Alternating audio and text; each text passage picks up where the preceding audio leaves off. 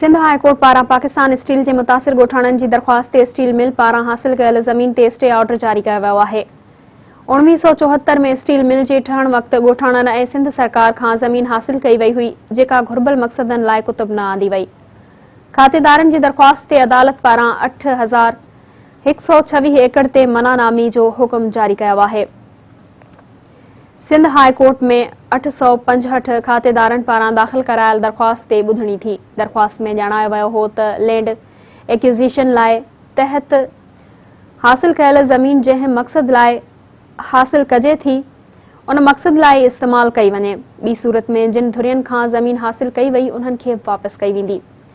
अहिड़ी रीति Pakistan steel mill देह जोरीजे, देह कोटिरिड़ो, देह सन्हड़ो, देह पिपरी, देह बाकरान में मक़ामी खातेदारनि खां 8000 खां वधीक एकड़ ज़मीन मुल्की मुफ़ाद खे नज़र में रखंदे तरक़ी ऐं स्टील मिल जी तौसी समेत मिल सां लाॻापियल मुख़्तलिफ़ कमनि लाइ हासिल कई, जेका ज़मीन क़ानून मूजिबि घुर्बल मक़सदनि लाइ कुतुब न आंदी वई। दरख़्वास्त में ॼाणायो वियो त माज़ी में खातेदारनि पारां ज़मीन ॼाणायल मक़सदनि लाइ कुतुब न आणण ऐं मुतासिर धुरियुनि सां स्टील मिल जे ठहण वक़्तु कयल मुआहिदनि जी पासदारी न थियण ते खातेदारनि अदालत जो दरवाज़ो खड़कायो हो, जंहिं में अदालत पारां स्टील मिल खे पाबंद बनाईंदे रक़म अदालत में जमा कराइण जो हुकुम ॾिनो वियो हो।